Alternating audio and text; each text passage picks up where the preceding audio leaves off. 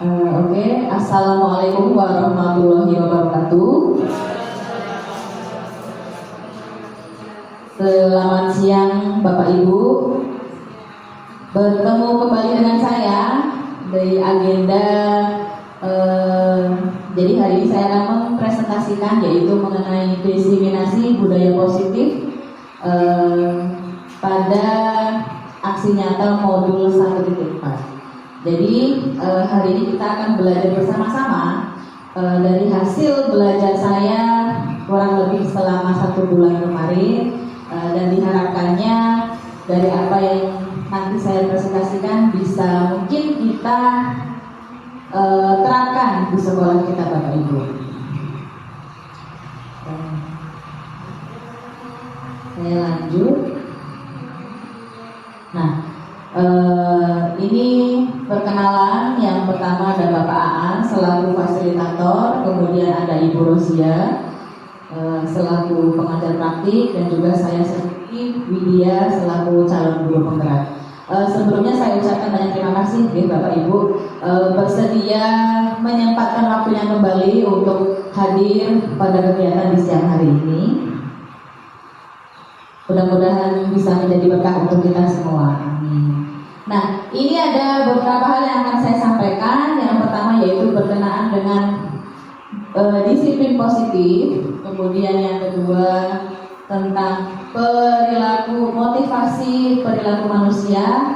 Yang ketiga yaitu tentang keyakinan kelas.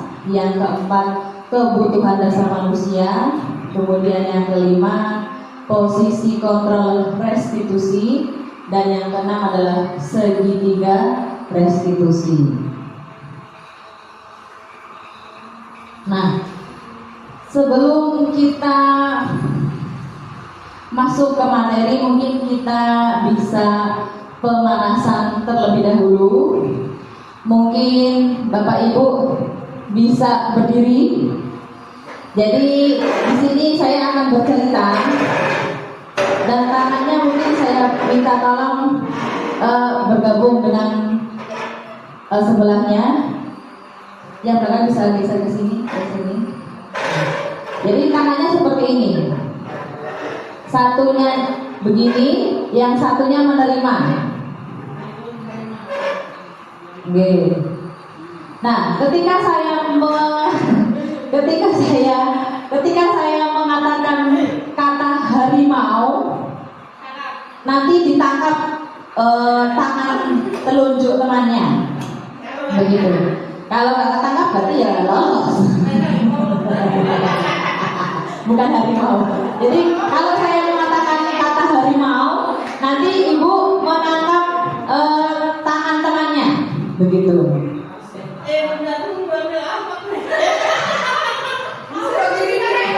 Jangan rapat-rapat ya ibu-ibu, jangan rapat-rapat. Oke, saya akan bercerita.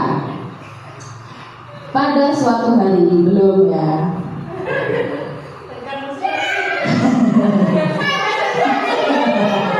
Pada suatu hari, Harimin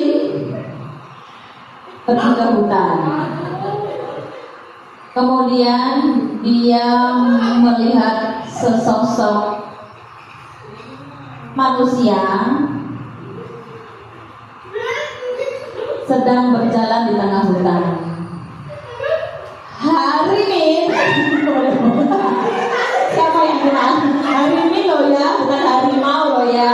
Harimin ya, bukan harimau. Harimin. Tiba-tiba Harimin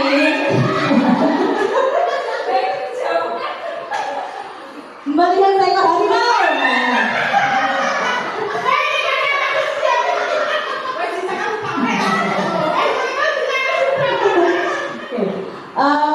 Oke, terima kasih Bapak Ibu.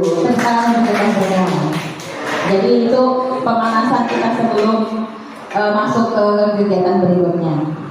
Nah, berikutnya Bapak Ibu, jadi di sini ada kesepakatan kelas. Yang pertama yaitu peserta aktif dalam kegiatan, kemudian angkat tangan ketika ingin berbicara, menghargai peserta dan pembicara, kemudian HP harap di mode silent, dan diperbolehkan makan dan minum snack yang sudah disediakan, dan juga menjaga kebersihan kelas. Apakah ada yang ingin ditambahkan dari kesepakatan kelas ini? Oke, sip. Kita lanjut. Nah, untuk yang pertama yaitu berkaitan dengan disiplin positif. Disiplin positif adalah menerapkan pendisiplinan yang bertujuan untuk menumbuhkan kesadaran serta memberdayakan anak untuk mandiri. Disiplin positif dilakukan supaya anak melakukan sesuatu bukan karena ditakut-takuti dengan hukuman, ancaman, atau karena dijanjikan sogokan atau hadiah. Jadi disiplin positif di sini adalah dikatakan bahwa kita menerapkan disiplin positif terhadap anak itu bertujuan biar anak itu tidak merasa takut. Kemudian anak juga tidak merasa terintimidasi. Misalnya nanti kalau tidak mengerjakan tugas, ibu hukum keliling lapangan 10 kali, seperti itu. Jadi diharapkannya tidak ada lagi hal-hal yang seperti itu.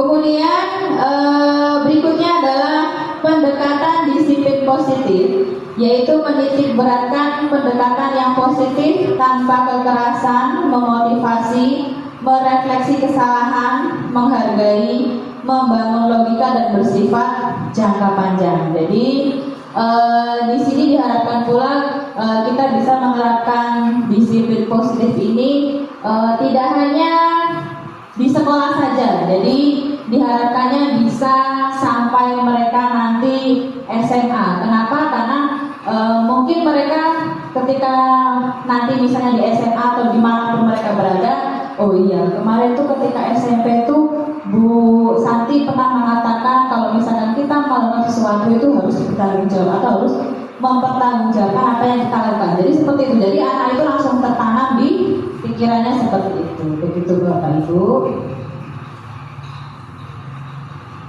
Nah, ini ada sedikit video yang mungkin bisa kita saksikan bersama-sama mengenai disiplin positif.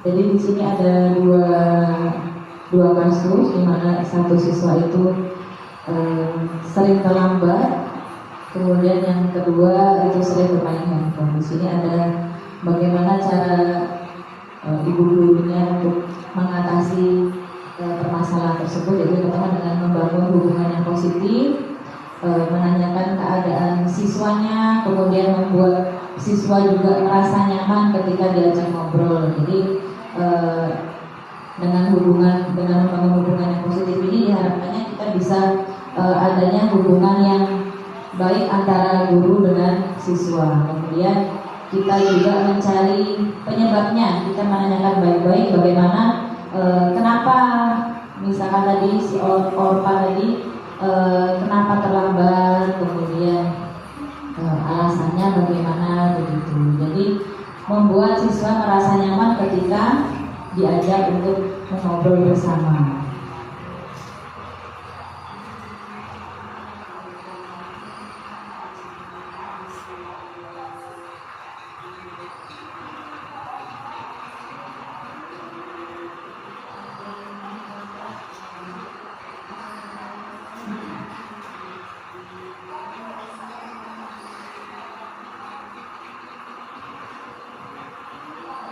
Di sini Orpa mengatakan bahwa dia terlambat bangun pagi karena menonton TV hingga larut malam. Jadi kita bisa mengarahkan siswa untuk bisa mengungkapkan kenapa datang terlambat. Kemudian di sini kasus yang kedua sama.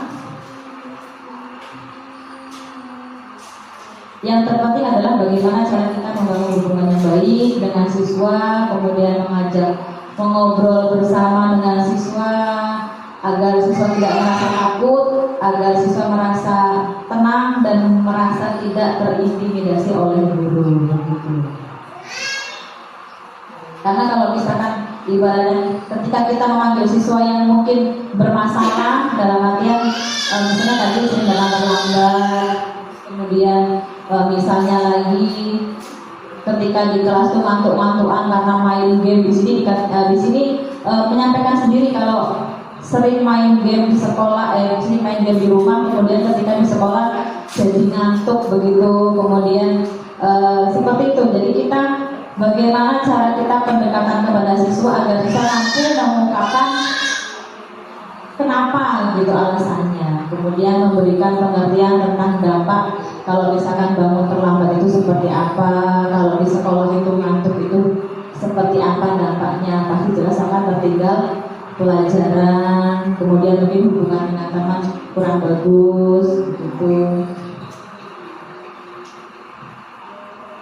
Mungkin secara tidak sadar kita sebagai guru pernah melakukan hal tersebut di Bapak Ibu. Jadi kita melakukan pendekatan dengan siswa, kemudian bagaimana siswa dengan nyaman memberikan pendapatnya, kemudian kita juga sebagai guru juga mempertegas perkataan kita bahwa tindakan itu sebaiknya mungkin tidak dilakukan kembali karena sebagai pelajar kita harus belajar, kemudian memanajemen waktu dengan baik agar ketika di sekolah tidak ketinggalan pelajaran begitu.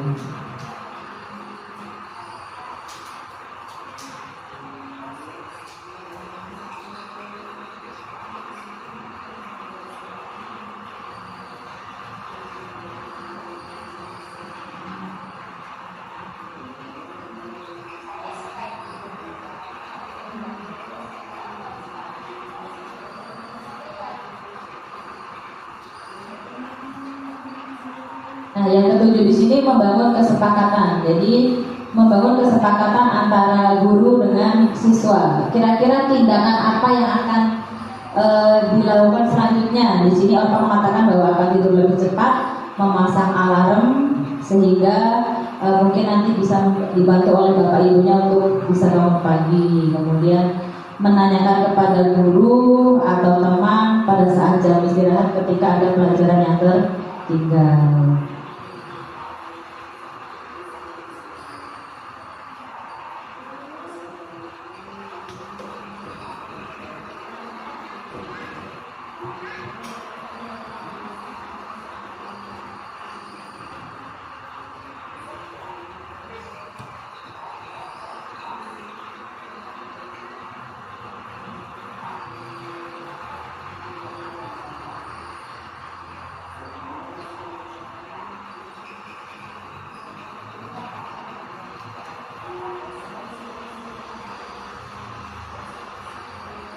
Nah, di sini ada beberapa catatan penting mengenai penerapan konsekuensi logis atau dari kasus yang tadi. Yang pertama, tidak boleh membuat anak merasa bahwa mereka anak yang nakal gitu. Jadi tidak melabeli anak, oh kamu ini nakal ini, sering datang terlambat begitu. Kemudian membangun kesadaran kritis anak, di mana anak bisa mengungkapkan apa kesalahannya, kemudian solusinya juga dari anak juga begitu, biar dia mengetahui apa yang harus dia perbaiki. Kemudian membangun kesepakatan dengan anak. Nah, itu Bapak Ibu contoh dari video disiplin positif.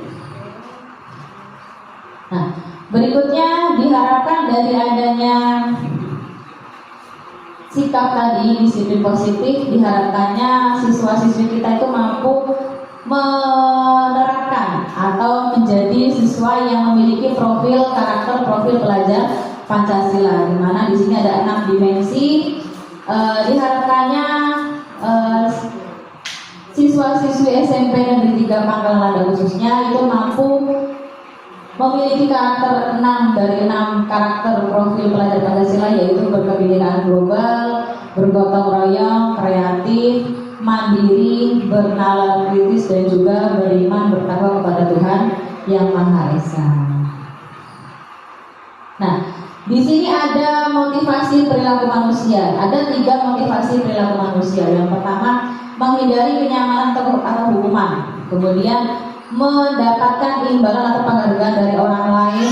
Dan yang ketiga, menjadi orang yang mereka inginkan dan menghargai diri sendiri dengan nilai-nilai yang mereka percaya. Jadi ini mungkin juga pernah kita lakukan juga, atau kita pernah melihat siswa-siswi kita, misalnya menghindari ketidaknyamanan atau hukuman. Jadi lebih baik datang pagi daripada dihukum oleh guru. Pasti ada yang seperti itu. Nah, diharapkannya dengan kita menerapkan disiplin positif, maka tidak ada lagi hal-hal yang ada di pikiran siswa-siswi kita yang menghindari hukuman, begitu Bapak Ibu.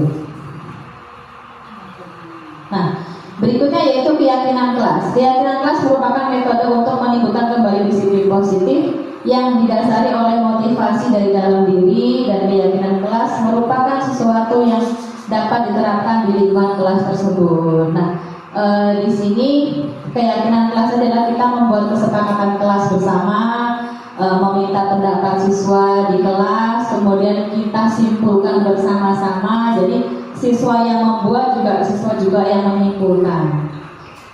Karena keyakinan kelas dapat diterapkan untuk membangun budaya positif di sekolah, di lingkungan sekolah. Dengan adanya keyakinan kelas ini diharapkan mampu mewujudkan tujuan dari pendidikan yang lebih berorientasi kepada nilai-nilai luhur Pancasila atau dari profil pelajar Pancasila. Nah, ini ada beberapa contoh keyakinan kelas. Yang pertama, mungkin ini sudah pernah kita laksanakan ya Bapak Ibu, sudah lama mungkin ya. Cuma mungkin kita menyebutnya adalah peraturan kelas begitu, bukan keyakinan kelas. Nah, di sini contoh keyakinan kelas. Ini yang pertama, tepat waktu masuk dan keluar kelas. Kemudian berdoa sebelum dan sesudah belajar, menyimak penjelasan guru, bertanya jika tidak dimengerti, empati terhadap teman, menjaga kebersihan. Jadi beberapa contoh di sini adalah di mana siswa itu membuat keyakinan kelas sendiri dan juga membuat kesimpulan kelas, dan nanti akan disepakati bersama dalam kelas, dan nanti juga akan dijalankan oleh kelas itu sendiri. Dan diharapkannya ketika kita membuat keyakinan kelas itu bisa konsisten berjalan di kemudian hari. Jadi tidak hanya saat itu juga, tapi bisa berjalan seterusnya dan juga bisa konsisten begitu. Nah, yang keempat yaitu berkaitan dengan kebutuhan dasar manusia. Itu ada 5. Kebutuhan untuk bertahan hidup, yang kedua kasih sayang dan rasa terima, yang ketiga kebebasan, keempat kesenangan, dan yang kelima adalah penguasaan. Nah, di sini ada contoh. Tahun ini Dimas genap berusia 17 tahun. Ia senang sekali ketika ayahnya mulai mengajarkan menyetir mobil. Setiap akhir pekan ia berlatih menyetir. Ia terlihat senang sekali berlatih sampai akhirnya ia bisa menyetir mobil dengan baik dan lancar. Ketika ibunya bertanya pada Dimas apa yang membuat dia ingin menyetir mobil, jawaban Dimas seperti ini dengan kebutuhan apa yang dia penuhi. Dimas mengatakan, aku merasa bangga dan keren. Dan kebutuhan dari 5 kebutuhan dasar yang tadi sudah saya sebutkan, Dimas kebutuhannya penguasaan. Jadi dia merasa bangga dan keren karena bisa mengendarai mobil. Dari tadi dia belajar menyetir, kemudian sampai akhirnya dia bisa mengendarai mobil sendiri. Kemudian jawaban yang kedua, biar bisa jalan-jalan. Nah, kebutuhan yang Dimas butuhkan adalah kebutuhan kasih sayang dan rasa diterima. Kenapa? Karena dikatakan tadi Dimas tadi dengan susah payah mungkin yang berlatih menyetir mobil biar bisa baik dan lancar. Kemudian tujuannya biar bisa jalan-jalan, dan dia kebutuhannya adalah kebutuhan kasih sayang dan rasa diterima. Jadi biar bisa mendapatkan kasih sayang mungkin dari teman-temannya, dari keluarganya, dan rasa diterima dari keluarga maupun teman-teman sekeliling Dimas. Nah, berikutnya yaitu posisi kontrol restitusi. Di sini ada 5 posisi kontrol guru. Yang pertama penghukum, kedua pembuat rasa bersalah, ketiga teman, keempat pemantau, dan kelima manajer. Mungkin 5-5-nya ini pernah kita lakukan semua, atau mungkin kita lebih sering yang mana nih ibu-ibu? Penghukum, pembuat rasa bersalah, teman, pemantau, atau manajer. Kita lihat. Nah, di sini ada identitas gagal, identitas berhasil, atau identitas yang sukses. Motivasi tadi sudah dikatakan ada motivasi untuk menghindari hukuman, mengharapkan imbalan atau ketergantungan orang lain, menghargai diri sendiri. Nah, di sini ada penghukum, pembuat orang merasa bersalah, teman, pemantau, dan manajer. Diharapkannya kita sebagai guru bisa menjadi posisi di manajer ini, Bapak Ibu. Kenapa? Karena biar kita bisa tidak ditakuti oleh siswa, dan kemudian kita juga bisa mengontrol bagaimana perilaku siswa. Karena ketika kita menjadi manajer, maka kita bisa mengetahui bagaimana cara memperbaiki perilaku siswa yang mungkin dikatakan kurang baik begitu. Dan kalau misalnya kita menjadi sebagai penghukum, misalnya menyalah-nyalahkan siswa begitu, atau misalkan siswa salah, kemudian kita langsung menghukumnya begitu. Jadi diharapkannya kita sebagai guru bisa menjadi seorang dari posisi manajer begitu, Bapak Ibu. Nah, berikutnya yaitu segitiga restitusi. Dari ada 3 tahapan dalam segitiga restitusi. Yang pertama yaitu menstabilkan identitas, validasi tindakan yang salah, dan juga yang ketiga menanyakan keyakinan. Nah, menstabilkan identitas adalah untuk mengubah identitas anak dari yang gagal karena melakukan kesalahan menjadi orang yang sukses. Jadi ketika misalnya kita bertemu atau misalkan ngobrol dengan siswa yang mungkin siswa tersebut ada melakukan suatu kesalahan, jadi kita yang pertama menstabilkan identitas terlebih dahulu. Jadi kita kalimat pembukanya, berbuat salah itu tidak apa-apa, nak. Setiap orang pasti pernah punya kesalahan begitu. Kemudian kita bisa juga menyampaikan tidak ada manusia yang sempurna. Setiap orang juga pasti pernah melakukan kesalahan. Kemudian langkah yang kedua yaitu kita melakukan validasi tindakan yang salah, yaitu untuk memenuhi suatu kebutuhan sehingga guru atau orang tua akan bergeser dari pemikiran stimulus respon menjadi proaktif. Jadi kita menanyakan, memvalidasi. Kamu pasti punya alasan kenapa melakukan hal itu. Ibu yakin atau bapak yakin kamu pasti punya alasan tertentu kenapa bisa melakukan tindakan seperti itu. Itu mungkin secara tidak sadar kita juga pernah melakukan hal ini, Bapak Ibu. Jadi kita pasti ketika bertemu dengan siswa yang mungkin pernah memiliki suatu perilaku yang kurang tindakan ini validasi tindakan yang salah. Kenapa sih kamu seperti itu? Pasti ada alasannya, begitu Bapak Ibu. Nah, yang terakhir yaitu menanyakan keyakinan. Jadi memberikan pertanyaan-pertanyaan bermakna kepada siswa hingga memunculkan motivasi secara intrinsik untuk mengaitkan keyakinannya dengan tindakan yang salah. Jadi misalnya setelah kita memvalidasi, kemudian nilai-nilai apa yang kita sepakati.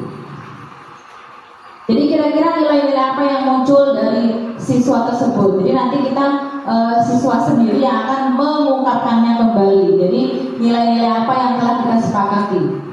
Bagaimana siswa bisa memberikan motivasi kepada dirinya sendiri agar bisa memperbaiki kesalahannya. Nah, begitu Bapak Ibu yang sudah saya sampaikan. Jadi di sini sifatnya kita belajar bersama, bukan saya menggurui Bapak Ibu semua. Jadi kita sama-sama belajar. Dan harapan saya juga apa yang saya sampaikan tadi, saya yakin apa yang saya sampaikan tadi pernah kita lakukan juga, dan diharapkannya karakter dari siswa-siswi SMP dan Ketika Pangkalan ini bisa menjadi lebih positif sifatnya, bisa lebih disiplin lagi sikapnya. Begitu Bapak Ibu. Baik, apakah ada yang ingin disampaikan Bapak Ibu terkait dengan apa yang sudah saya sampaikan? Atau mungkin ada pendapat dari Bapak Ibu semua?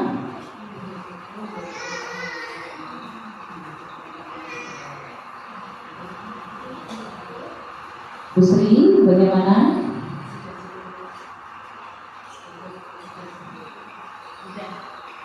Sudah, jadi ya, sekali lagi harapan saya semoga kita bisa menjadikan siswa-siswi kita khususnya di SMP dan Ketika Pangkalan ini bisa menjadi siswa yang memiliki karakter profil pelajar Pancasila dan memiliki disiplin positif yang baik.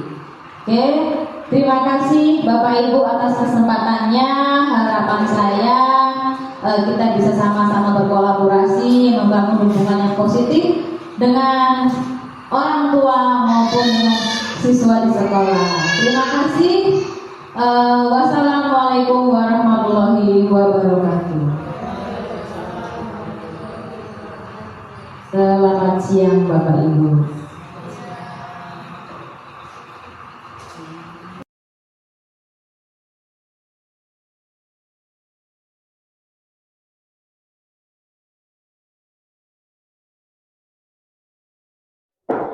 Oke ya, Assalamualaikum warahmatullahi wabarakatuh. Waalaikumsalam warahmatullahi wabarakatuh. Oke anak-anak, hari ini kita akan belajar untuk membuat sebuah keyakinan kelas ya. Apa itu keyakinan kelas? Jadi keyakinan kelas di sini adalah membuat sebuah kesepakatan kelas ya. Di mana kesepakatan kelas atau keyakinan kelas itu nantinya kalian yang membuat, kalian juga yang menjalankan ya. Sama seperti ini ya, jadwal piket ya. Jadwal piket ini siapa yang membuat? Kelas. Ya, nah, kan kelas yang membuat. Terus yang menjalankan siapa? Kelas juga. Nah, sekarang ya, Ibu ingin kalian mencoba untuk berpikir, kira-kira keyakinan kelas apa yang bisa kalian jalankan di dalam kelas dan bisa juga kalian buat untuk ya tadi dijalankan dalam kelas. Apa kira-kira? Peraturan, sebuah peraturan kelas. Ada yang tahu? Contoh kecil. Kira-kira apa? Keyakinan kelas yang bisa kalian jalankan di kelas 7A ini. Apa? Angkat tangan. Menjaga kebersihan. Ya. Contoh lagi, misalnya nih, kalian datang ke sekolah itu jam berapa? Jam 6. Setengah 6. Setengah 7. Kemudian masuk ke kelasnya. Nah, itu berarti kira-kira apa?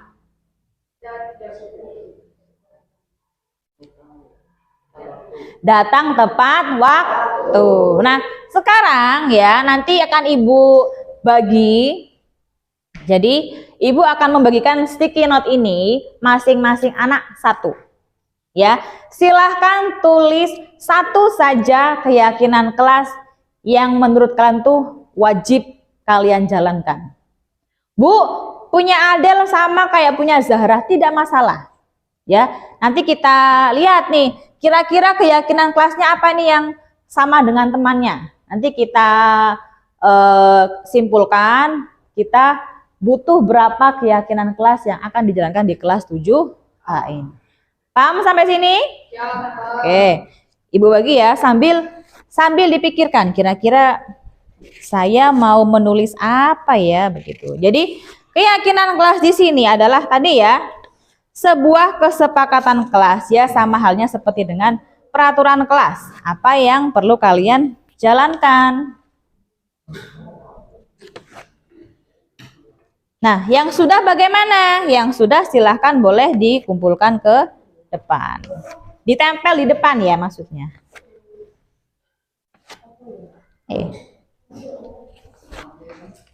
Hari ini masuk semua ya.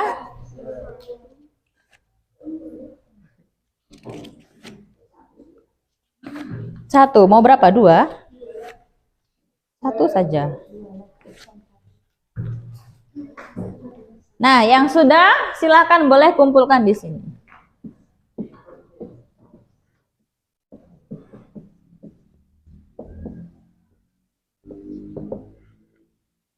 Silakan dipikirkan kira-kira tadi sudah ya, datang tepat waktu. Kira-kira apa lagi? Kebersihan. Terus apa? Atribut, pakaian. Terus kalau tugas bagaimana? Ayo. Terus juga apalagi kira-kira? Hal-hal yang wajib kalian taati, hal-hal yang perlu kalian, oh iya, aku harus begini, oh iya, saya harus begini, oh iya, kalau dengan guru harus begini, dengan teman harus begini, begitu. Sudah? Kalau sudah boleh ditempel di depan sini.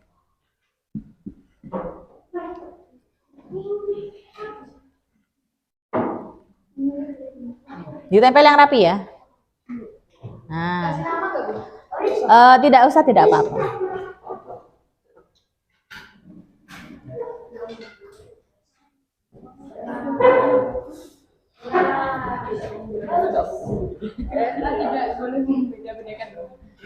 Bisa, boleh. Tidak membeda-bedakan teman.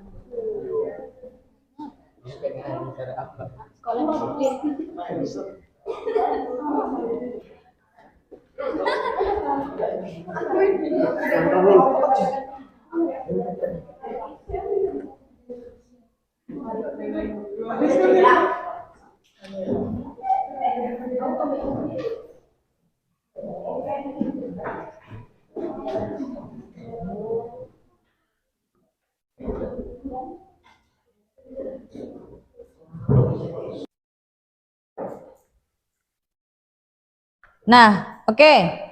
Ada yang bersedia maju ke depan untuk membacakan? Ada yang bersedia? Ada yang bersedia? Angkat tangan. Maju ke depan. Ayo. Ada? Siapa Fajar? Ayo Jar. Bacakan satu aja.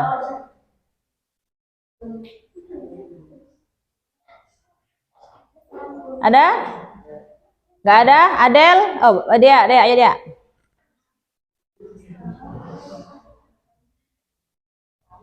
Bacakan satu ya, atau dua ini nih, satu dari sini. Menjalankan piket kelas, harus piket kelas agar kelas bersih. Oke. Nah, ya, Ibu bacakan semua deh.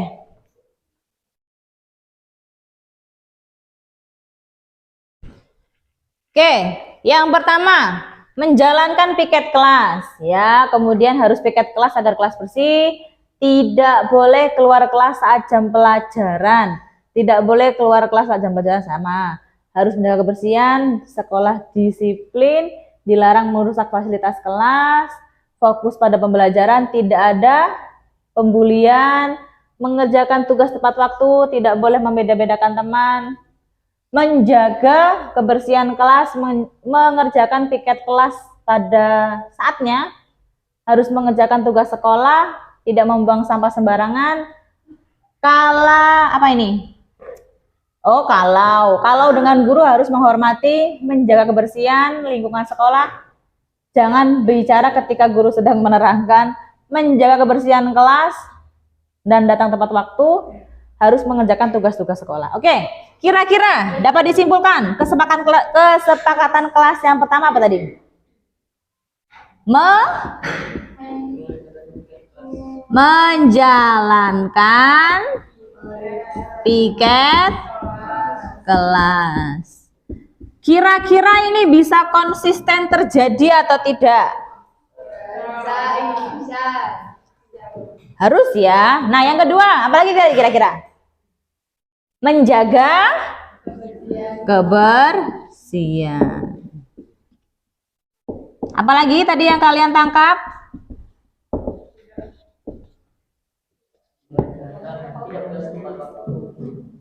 Mengerjakan tugas tepat waktu. Adakah yang masih belum mengerjakan tugas tepat waktu?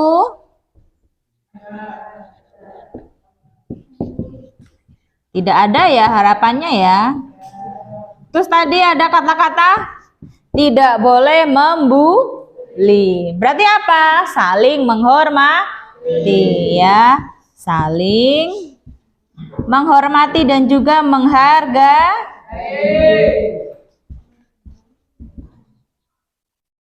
Apalagi tadi?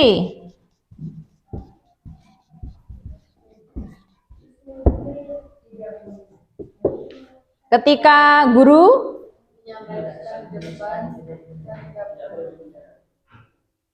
berarti apa? Fokus ketika guru menerang.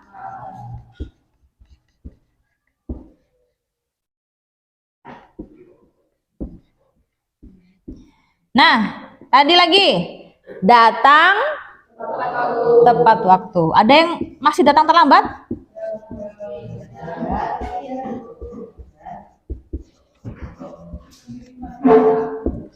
Oke ya, jadi diharapkannya kesepakatan kelas yang kita buat ini bisa kalian jalankan secara konsisten. Tahu konsisten nggak?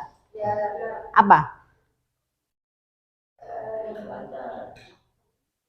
Konsisten itu berarti kalian menjalankannya secara secara yakin dan tidak boleh lengah di tengah-tengah. Dalam artian begini, kalau misalkan datangnya jam 7 berarti jam 7 terus. Kemudian menjaga kebersihan berarti kelasnya harus bersih. Kemudian menjalankan piket. Jadi menjalankan piket itu tidak hanya kalian ketika lihat ini, misalkan pas jadwalnya kalian ya memang menjalankan piket pas ketika jadwal kalian. Tetapi ketika ada misalkan, ini kotor kelasnya, kalian sama-sama membersihkan kelasnya bersama-sama. Oke. Dari beberapa hal ini, kira-kira ada yang masih mengganjal kalian nggak? Bu, misalnya nih, ada teman kita yang tidak mau menjalankan ini tuh bagaimana? Ya, ada. Nah, kira-kira kalian bagaimana? Menyikapinya itu bagaimana? Diapain kira-kira? Ditegur baik-baik. Ayo kita yang membuat, kita juga yang harus menjalankan. Oke, paham sampai sini? Paham ya?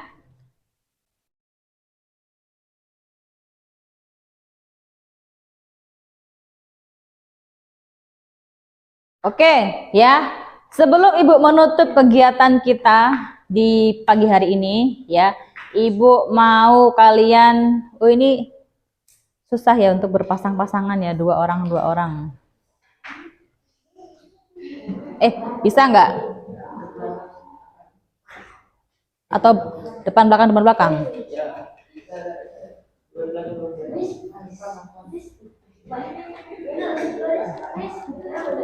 Atau gini deh, silakan berkelompok 2 orang 2 orang.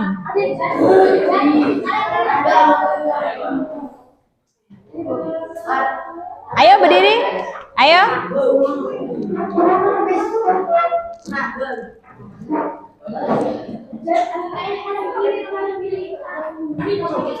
Nah, yuk berdua. Hah? Kayak gini deh, ya sudah.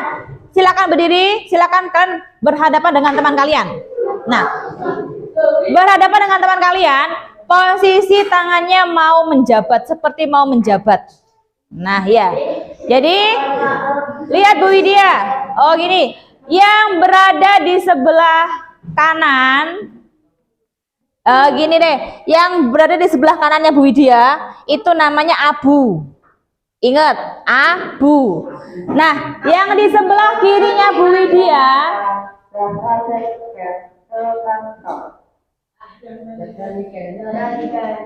siapa? Kemudian yang sebelah kirinya Bu Widya namanya abi. Nah, ketika perhatikan, sudah berarti abu dengan abi. Ketika ibu menyebutkan nama abu, ya, tangannya si abu ini tangkap tangannya si abi. Nah, si abi ngapain? Si abi berusaha untuk menghindar. Nah, sebaliknya, ketika Bu Widya menyebut nama abi, berarti yang menangkap siapa? Abi. Jadi gini, perhatikan, ketika ibu menyebutkan nama abi, ya, yang menangkap itu si abi. Nanti abu menghindar. Ketika ibu menyebutkan nama si abu, yang menangkap si abu, si abi menghindar. Oke, kita mulai. Pada suatu hari, sudah, tangannya di sini semua, tangannya di depan semua. Pada suatu hari, abi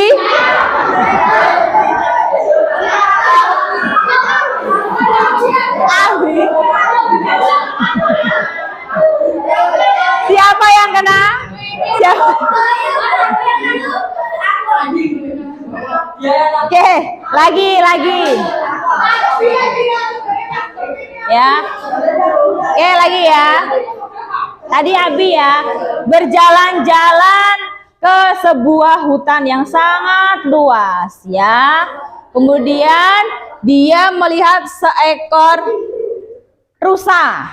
Ya, ternyata rusanya sedang diburu oleh abu.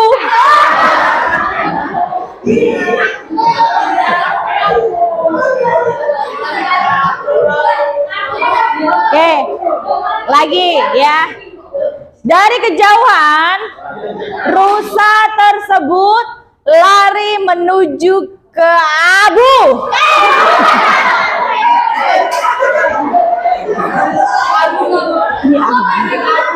Oke, tepuk tangan untuk kita semua. Boleh, silakan kembali ke tempat duduknya masing-masing. Nah, begitu ya. Jadi harapannya tadi yang sudah kita buat kesepakatan kelas tadi bisa kalian jalankan secara konsisten. Oke, ada pertanyaan? Kalau tidak ada, terima kasih. Wassalamualaikum warahmatullahi wabarakatuh.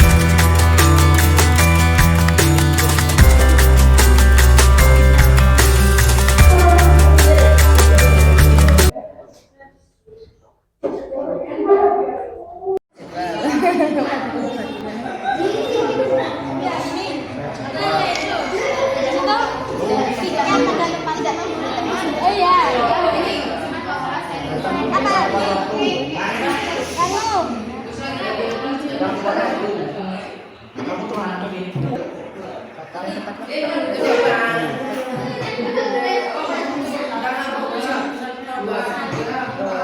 bilet kelas. Sesuai jadwal.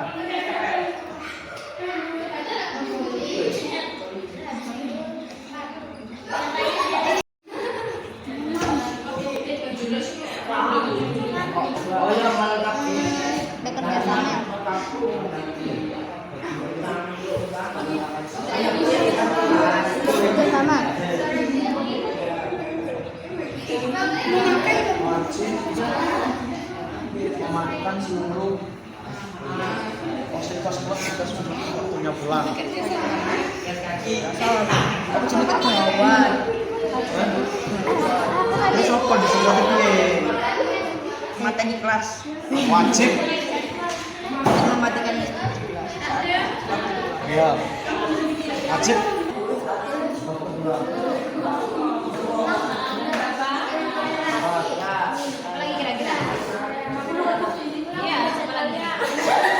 Bahaya.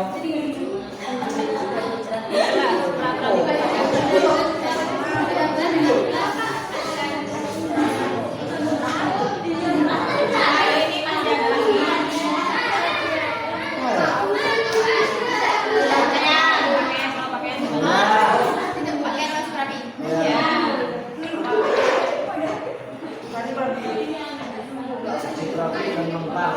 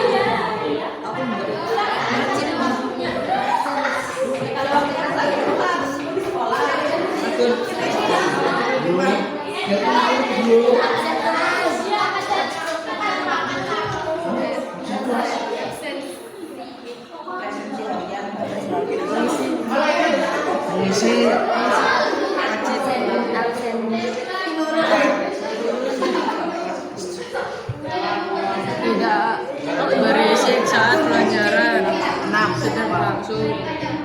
Nomor 6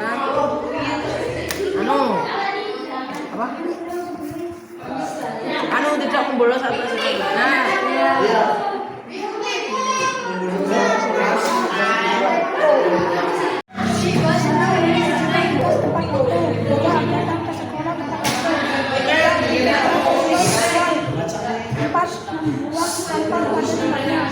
Mengikuti peraturan sekolah. 6. Melakukan pakaian sekolah sesuai hal yang ditentukan. 7. Tidak keluar kelas ketika pelajaran dimulai. 8. Bicara sesuai waktu yang ditentukan. 9. Pulang sebelum jam 10. 10. Dilarang memakai makeup saat sekolah. Keyakinan kelas dalam menarik peraturan kelas, membuang sampah pada tempatnya. 5. Tidak berisik saat pelajaran. 6. Tidak berisik saat pelajaran. 7. Tidak mengumpulkan tugas tepat waktu. 8. Tidak memakai makeup saat di sekolah. 9. Tidak boleh ke kantin saat jam pelajaran. 10. Menggunakan alat sekolah yang lengkap. Terima kasih. Oke, tepuk tangan untuk kelompoknya Gading.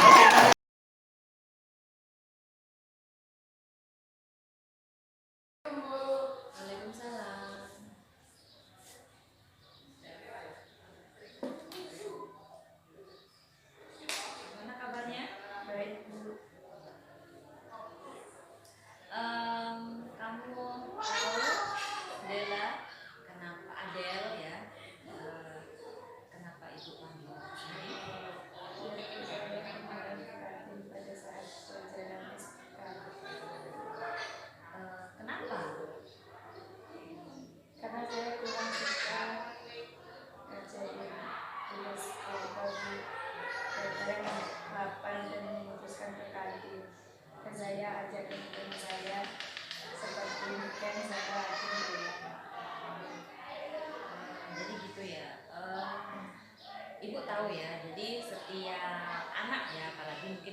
setiap kalian itu memiliki kebutuhan dasarnya masing-masing ya.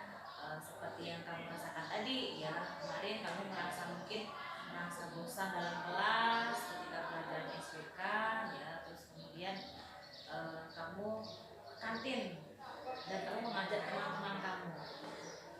Oke, ibu akui kamu sudah bagus ya, sudah mau mengakui kesalahan kamu. Kemudian yang ingin ibu tanyakan, kenapa sampai kamu ada niatan itu untuk jajan di kantin itu kenapa? Karena saya bosan dan Bosan? saya kurang suka belajar yang menyanyi. Kenapa kamu bosan dan tidak suka pelajaran SBK ya? Iya. Kurang suka Bu, karena merokok dan menyanyi. Menurut kamu tindakan yang kamu lakukan itu sudah benar atau salah?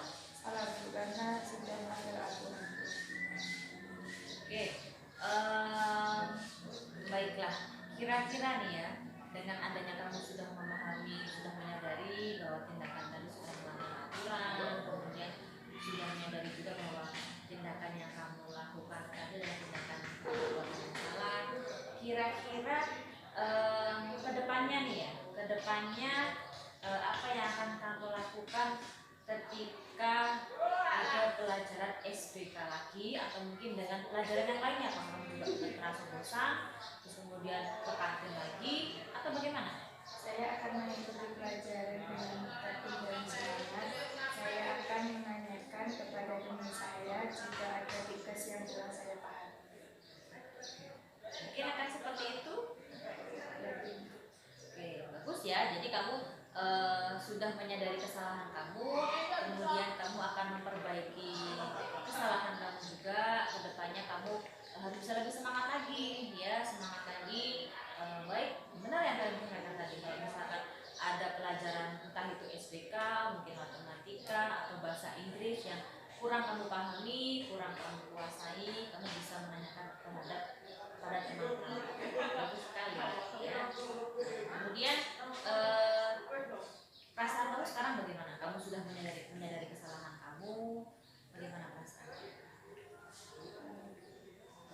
Legakah atau mungkin masih merasa pokoknya aku harus semangat lagi deh?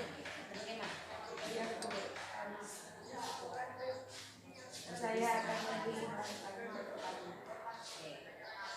Baik, ada lagi yang ingin kamu sampaikan, Adel? Udah Bu, terima kasih banyak. Oke.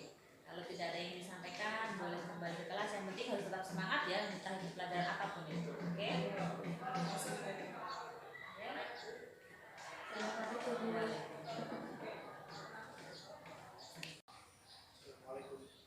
Waalaikumsalam. Silakan masuk.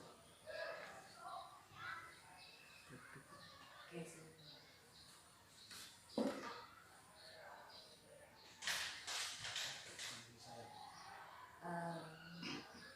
Ibu tadi mendapatkan laporan bahwasanya kamu berkelahi dengan teman kamu. Apakah itu benar? Kenapa hal itu bisa terjadi?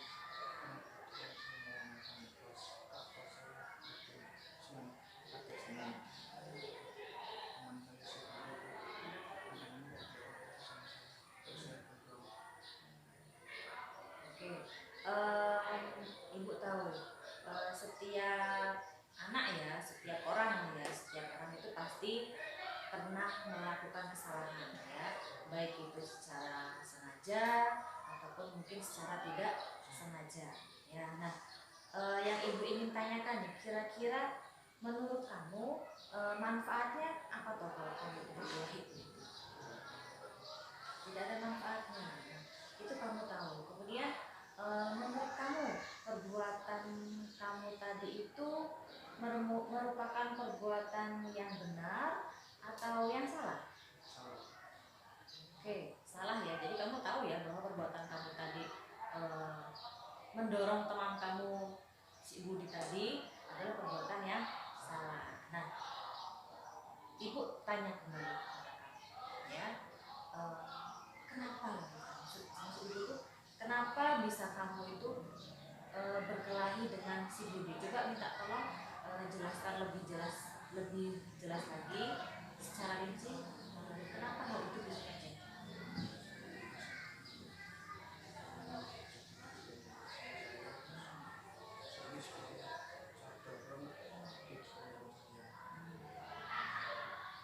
Oh, jadi kamu tadi sedang melihat mau menonton kelas 9 itu mau ujian praktek senam gitu. Kemudian kamu mendekati Budi, tetapi kamu merasa bahwa pandangan Budi ke kamu itu seperti sinis gitu ya, seperti tidak suka begitu. Kemudian karena kamu merasa pandangan Budi itu tidak suka terhadap kamu, kemudian kamu langsung mendorong Budi karena kamu merasa tersinggung gitu ya. Jadi kamu merasa tersinggung, kenapa nih Budi seperti ini terhadap saya begitu. Kemudian si Budi pun juga mungkin tidak terima ya dengan kamu mendorong si Budi, sampai akhirnya kalian saling dorong-dorongan, kemudian ada yang melerai tadi tuh. Ada. Oke. Kemudian dengan adanya kejadian seperti ini, kira-kira apa yang ingin kamu perbaiki? Oke, bagus ya. Kamu mau minta maaf dengan Budi. Terus?